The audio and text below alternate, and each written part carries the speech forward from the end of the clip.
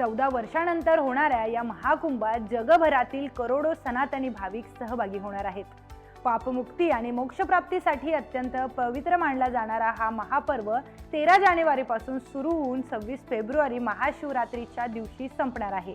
यासाठी विश्वस्तरीय व्यवस्थाही करण्यात आल्या आहेत। महाकुंभ मेळा भारतातील 4 पवित्र स्थळांवर होणार आहे: प्रयागराज, हरिद्वार, उज्जैन आणि नाशिक। दर 12 वर्षांनी साजरा केला जाणारा हा महापर्व यंदा 2025 मध्ये हा मेळावा उत्तर प्रदेशातील प्रयागराज येथे होणार आहे। कुंभ मेळाव्याबद्दल लोकांच्या मनात अपार श्रद्धा आहे।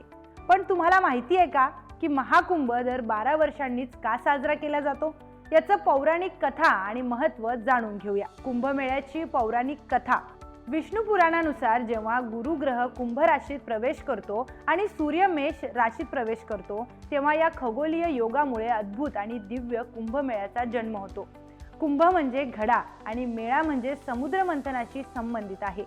पौराणिक कथेनुसार ऋषी दुर्वासांनी दिलेल्या शापामुळे देवतांच्या शक्ती क्षीण झाल्या होत्या आणि राक्षसांनी त्यांचा पराभव केला। यावर उपाय म्हणून भगवान विष्णूंनी समुद्र मंथन करण्याचा सल्ला दिला, ज्यातून अमृत प्राप्ती होणार होती। देवता आणि राक्षसांनी एकत्रितपणे समुद्र मंथन केलं। त्यातून अनेक चमत्कारिक वस्तू बाहेर आल्या आणि अखेर बाहेर आलं ते अमृताचं कलश। अमृतासाठी देवता आणि राक्षसांमध्ये 12 दिवस युद्ध झालं। जयंत इंद्रपुत्र अमृत कलश घेऊन पळत असताना पृथ्वीवरील 4 ठिकाणी म्हणजेच प्रयागराज, हरिद्वार, उज्जैन आणि नाशिक या ठिकाणी अमृताचे थेंब पडले। त्यामुळे या ठिकाणांना पवित्र मानलं जातं आणि येथे कुंभमेळ्याचं आयोजन केलं जातं। महाकुंभ प्रत्येक 12 वर्षांनीच का होतो? कारण जयंतला अमृत कलश स्वर्गात पोहोचवण्यासाठी 12 दिवस लागले आणि देवतांचा 1 दिवस पृथ्वी तलावावर एका वर्षाच्या समान मानला जातो। त्यामुळे हा महोत्सव 12 वर्षांनी साजरा होतो।